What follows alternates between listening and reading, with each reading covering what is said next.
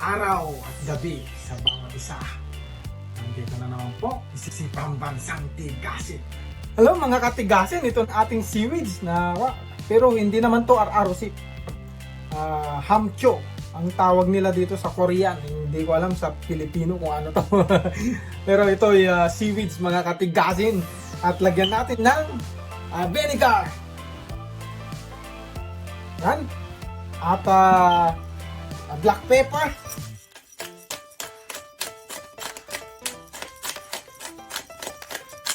Yan, madami. At lagyan natin ng yung sibuyas. At saka yung luya.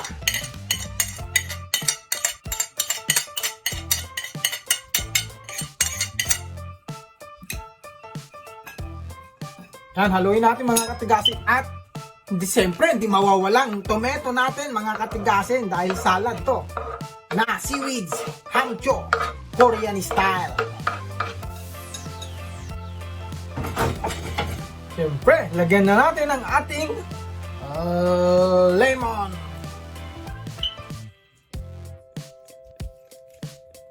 Yan.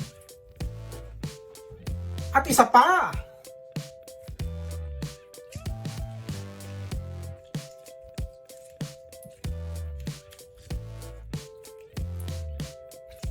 Yan mga katigasin. Haluin na natin.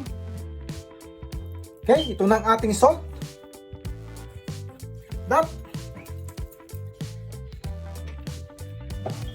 At yung natirang dahon ng sibuyas. Halo na natin yan. At haluin natin ulit.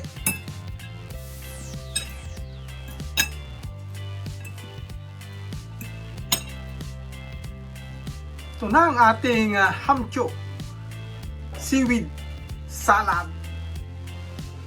Korean to, Korean style to mga katigasin ha. Korean style dahil ako'y taga Korea, Kalumbuyan, Kandong, Ilocos Sur. Ayan, Korean style. Kainan na, salata na.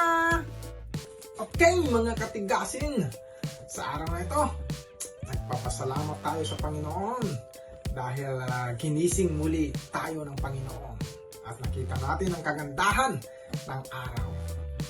At bago natin wakasan ang ating vlog, I just want to share again another verse to all my viewers.